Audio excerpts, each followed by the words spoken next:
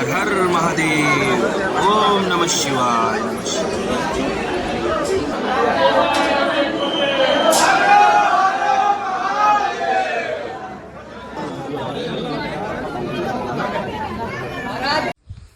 Hello मित्रांनो, मी राम आणि स्वागत आहे तुमचं माझ्या नवीन ब्लॉगमध्ये. आणि आजच्या ब्लॉगमध्ये मी निघालोय आपल्या छत्रपती संभाजीनगरच्या घृष्णेश्वर या ज्योतिर्लिंगाला. तर चलूया.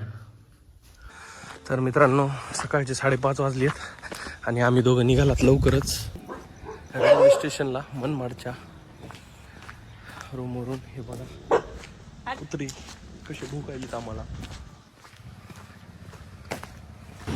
5:30 वाजायलेत. 6 वाजता इथून ट्रेन आहे. त्या ट्रेननं संभाजीनगरला, मग तिथून एक टॅक्सी घ्यायची आणि टॅक्सी घेऊन घृष्णेश्वर. ओम नमः पार्वतीपते हर हर महादेव. सिद्धनाथ भगवान जय. घृष्णेश्वर भगवान जय. तर मित्रांनो, हे आहे मनमाड जंक्शन, मनमाडचं रेल्वे स्टेशन. आम्ही आता इथं ट्रेन चेक करत ट्रेनची वाट बघायला. चला मित्रांनो, ट्रेन आली आहे. ही आहे पॅसेंजर आदिलाबाद ही. तर ही इथून निघती आहे. तर चला आम्ही आता ह्याच्यात बसतात, कारण आम्हाला जायचे सकाळी सकाळी लवकर.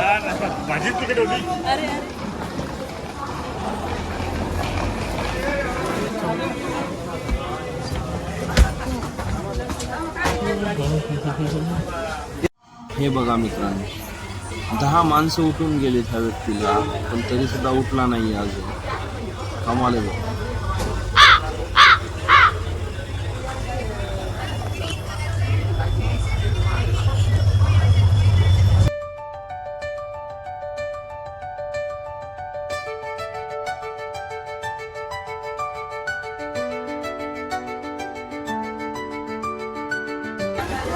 चला मित्रांनो, उतरलोय रेल्वेतून. मित्रांनो, तर आत्ताच आपण छत्रपती संभाजीनगरच्या रेल्वे स्टेशनच्या बाहेर आलात आणि आता आपण इथून एक ॲटो घेऊन बस स्टँडला जाणार आहेत आणि तिथून बस पकडून पुढे घृष्णेश्वरला निघणार आहेत.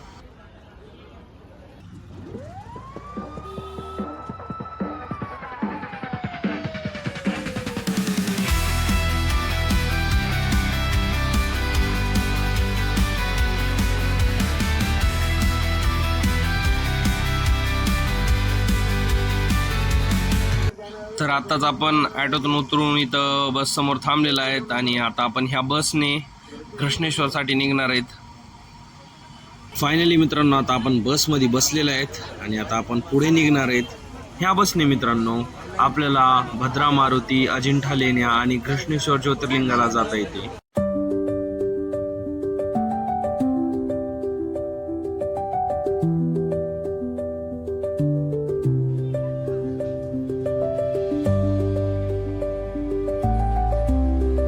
मित्रांनो, तर फायनली आपण 12व्या ज्योतिर्लिंगाला म्हणजेच घृष्णेश्वर ज्योतिर्लिंगाला येऊन पोहोचलेले आहोत आणि आता आपण पुढे दर्शनासाठी निघणार आहेत. सकाळी लवकर आल्यामुळे इथले वातावरण तर एकदम छान आहे, प्रसन्नता आहे आणि गर्दी पण जास्त वाटत नाही आहे. तरी बघू आपण रांगेला लागल्यावर किती गर्दी आहे.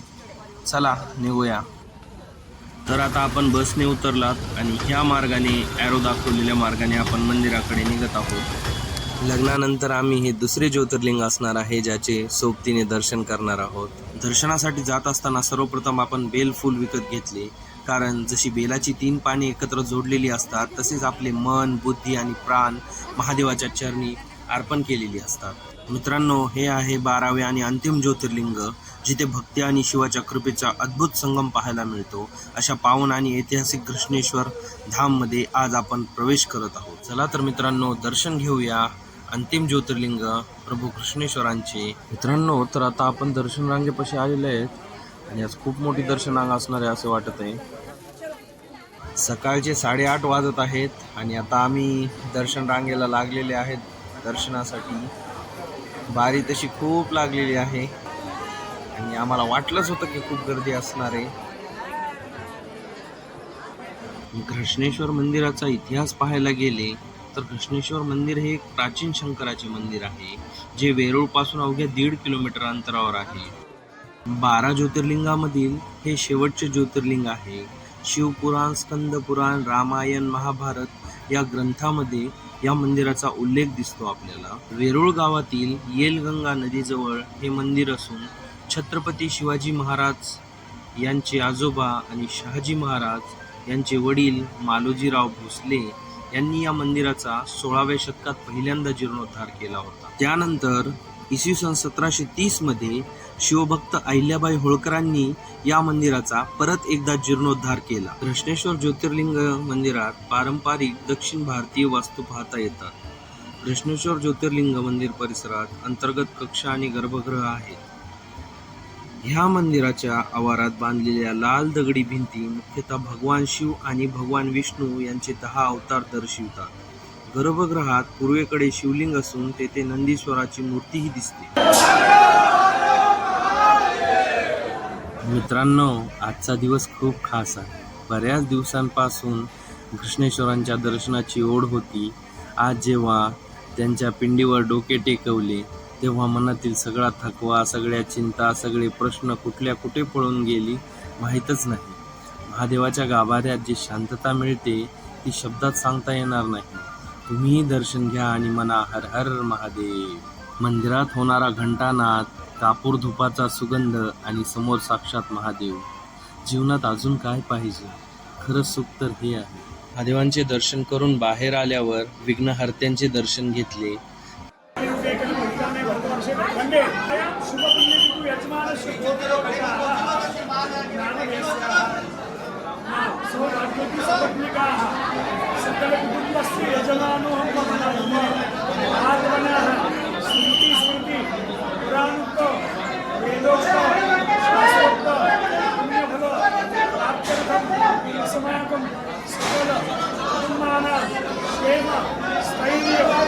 घृष्णेश्वरांचा सपत्नीक अभिषेक करून मनाला एवढी शांतता मिळाली जी मी शब्दात सांगू शकत नाही. मित्रांनो, भोलेनाथाच्या दरबारामध्ये येऊन एवढं सुख मिळणं खरंच खूप नशीबवान आहे मी.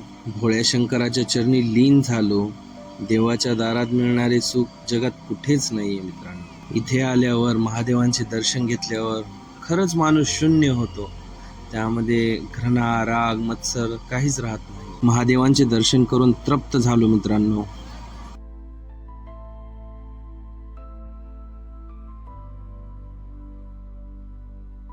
घृष्णेश्वरांचे दर्शन करून बाजूच्याच त्यांच्या जवळच्या एका महादेवाच्या मंदिराला आलो आणि तिथेही मनपूर्वक दर्शन घेतलं आणि पुढे संभाजीनगरच्या दिशेने निघालो.